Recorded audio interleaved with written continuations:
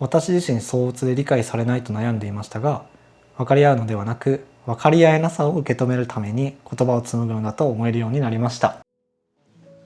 はい、こんにちは、トトです。今日は先月投稿した双極症の体験談、どんな風に今生きてるかっていうところの共有の動画を投稿させていただいて、YouTube を始めて初めてこんなにすごく温かい言葉でコメントいただいて嬉しくなりました。本当にありがとうございました。ということで今日はインスタグラムで気分の波がある人にどんな風に生活を工夫したりとか、どんな本との出会いで救われましたかっていうような質問をさせていただいて、たくさんいただいて、ストーリーで返信しきれなかったので動画にして今回まとめて共有したいなっていう風に思ってます。ということで今日もお香炊いていこうかな。読めるかな。呼吸を整えるっていうタイトルのお香です。めちゃくちゃ素敵。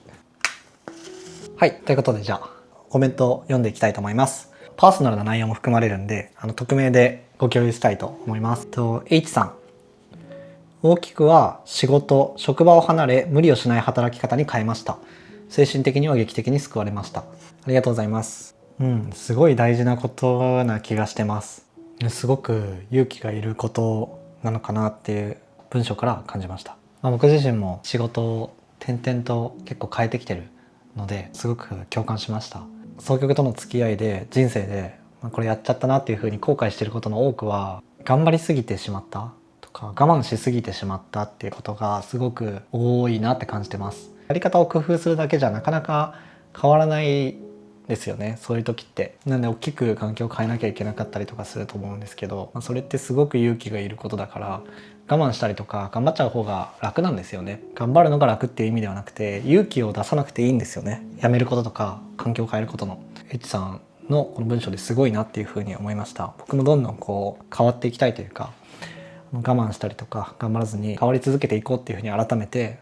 思いましたね。相うつの人は我慢しない、頑張らないことっていうのがすごく大事だと思います。2つ目、C さん、はじめまして。僕は統合失調症という病気で10代20代を潰してしまったのですが、これ続きがありますね。今考えるととても焦っていたような気がします。家を建てなきゃとか仕事頑張らないとか、いろんな圧を自分に課していて自滅していった気がしますね。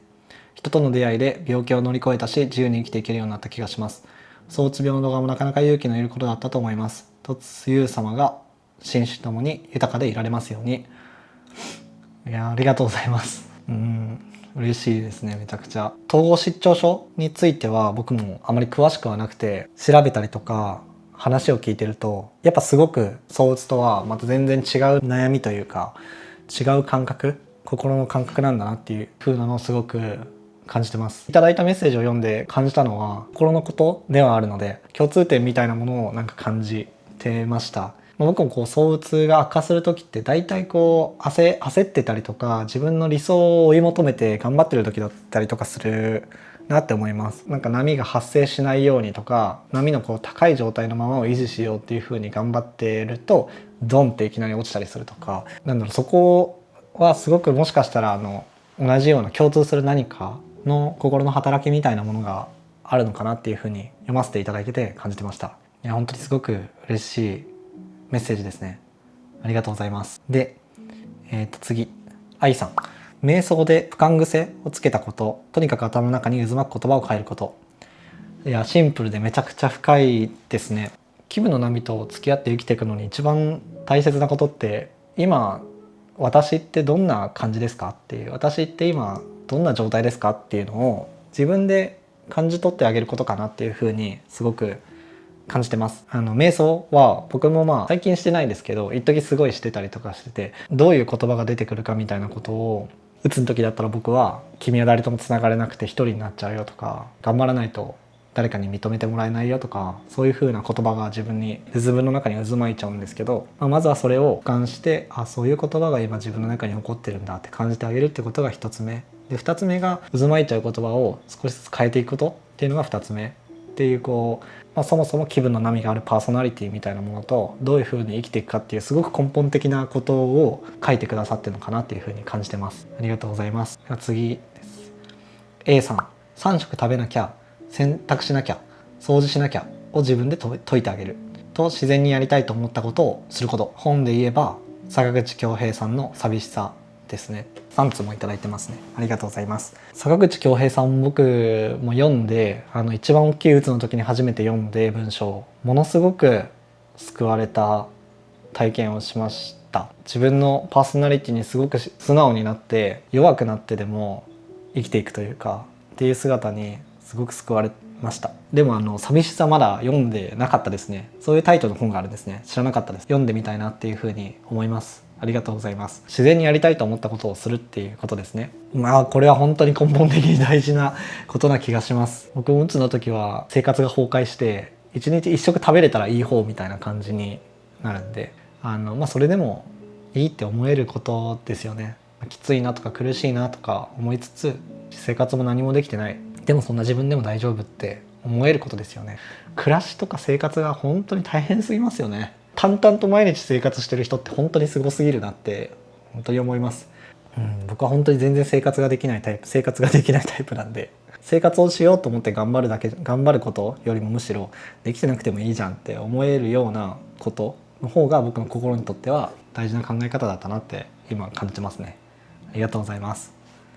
で K さん、強迫性障害を持っています。那敷果歩さんの西の魔女が死んだにとても救われました。ありがとうございます。西の魔女が死んだ、読んだことなかったです。読んでみます。ありがとうございます。Amazon でこの本気になって買っちゃいました。魔女とかすごく大好きなんで。強迫性障害を持っていますということで、そのパーソナリティというかもう共有してくださって嬉しいです。ありがとうございます。こういう風な感覚を持っていますっていう風に自分で誰かに共有できるというか発表できるって、なんかそれだけでも救われる体験な気がするんですよね。僕もなんか自分で躁鬱です、気分の波があるパーソナリティですって自分で口に出して言えるようになってからどんどん救われたような気がしていってます。なんかすごく嬉しいですね。ありがとうございます。で S さん、写真や絵で言葉になる前の感情を見つめること、海辺や森をたくさん歩くこと、料理にたくさん救われました。いやめっちゃわかりますね。まずものづくりというか絵を描くことと文章を書くことに本当に救われたんで、S さんも自分が自分のためにものを作ったりとかすることですごく救われてきたのかなっていうふうに感じるんですけど、気分の波というか心の不調みたいなものと付き合って生きていこうっていうふうに思ってたりとかする人にとって創作活動は本当に僕もおすすめしたいです。あとは本当料理とかもそうですよね。野菜とか魚とかお肉とか命をいただいて、それを自分で調理して自分の体に取り込むっていうことは本当に救われるというか生きてるっていうことを体験できる活動だなって感じてます。ありがとうございます。で Y さん、みんなと自分を比べなくなったこと、どんな自分も許せるようになったことです。本当にこれは人間のなんか根元に近い問題だなって感じてます。多分 Y さんも自分と誰かを比べて苦しかった時期があってそれを乗り越えてきてるっていうことですもんね。いや本当にすごいですね。僕はなんかすごい好きな絵を描いてる人とかを見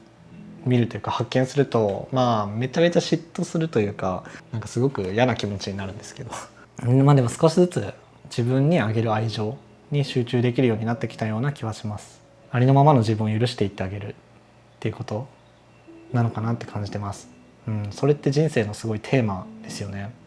自分のありのままを許してあげれるほどに誰かのありのままを許してあげられるようになるのかなっていうふうにすごく感じてます。めっちゃ深い。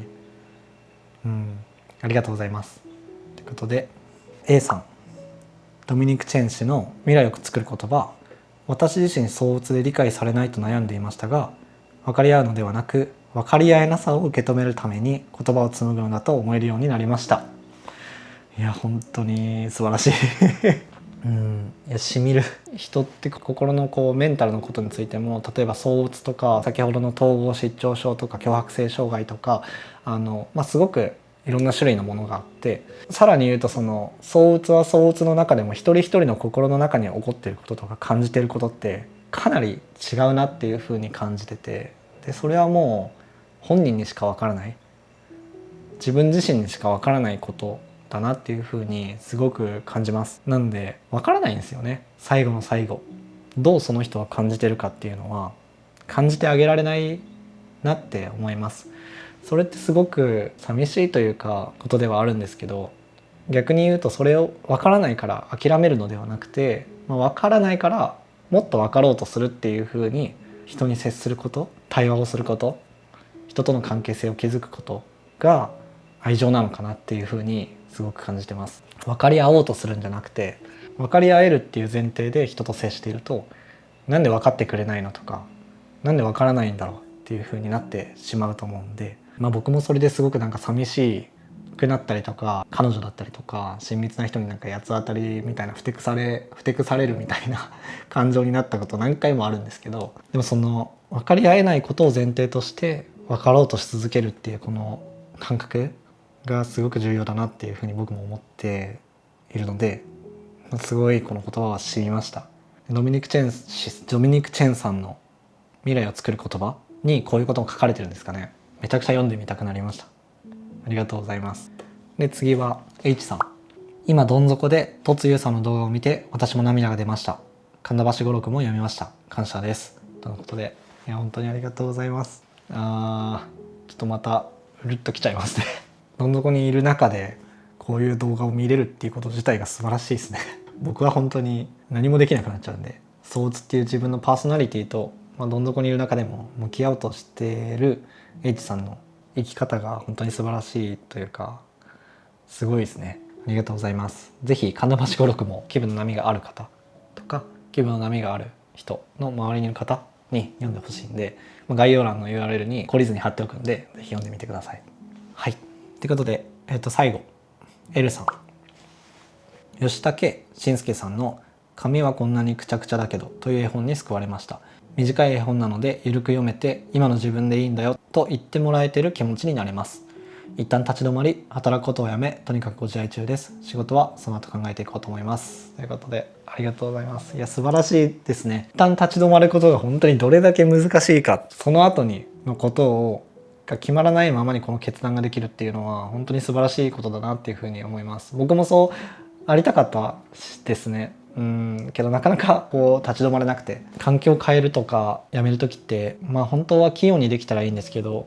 器用にできないのがソーツの人のパーソナリティでもあると思うんで、環境を変えたりとかやめようって思うのって事前になんか少しずつ準備してみたいなのが気分の波がそんなない人にとっては普通にできるのかもしれないですけど、なかなかそういうことができないなっていうふうに思います。頑張る時には頑張っちゃうし、イケイケの時にはなんかイケイケになっちゃうし、きつくなった時には本当にきつくなっていっちゃうんで、どんどん追い詰められていっちゃうんで、もう仕事の環境を変えるみたいな時には事前に計算してみたいな体力もないんですよね。なんでいつもこう崖から飛び降りるっていう比喩を僕は使うんですけど、崖を飛び降りる時って飛び降りた先が見えないままに飛び降りなきゃいけない。だからすごく勇気が必要なんですけど、下がどれぐらいの高さなのかとかなんか確認して、じゃあ大丈夫だっていう風になんか降りれないんですよね。それがなんか人生のなんか残酷な部分だなとすごく感じながら生きてます。そういう時に勇気が必要になるから、勇気を振り絞って何かこう行動する、それが傍から見たら逃げてるだけだっていう風に思われるようなことだったとしても、自分自身のために勇気を持ってその崖から飛び降りてまた新しい自分になっていこうっていうふうに思う、行動というかを取られてるっていうのが本当に素晴らしいなっていうふうに感じてます。ありがとうございます。はい、ということでいただいたコメントを全部読ませていただきました。コメントいただいた方本当にありがとうございました。自分のパーソナリティの共有もしつつ、こういうふうに生きていますっていうことを共有してもらえて、すごく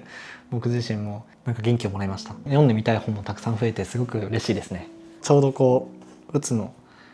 時期だったんで、すごくありがたかったですね。こういう動画をこのタイミングで作れて、僕自身が救われているというか、どんな風にこのパーソナリティと付き合って生きていくかっていうようなことをウェブサイトで書いて、あと本にもしてます。もしよかったら読んでみてくださると嬉しいです。ということで、これからもソーツだったりとかパーソナリティについてお話ししたりとかする動画を作っていきたいなっていう風に思っているので、コメント、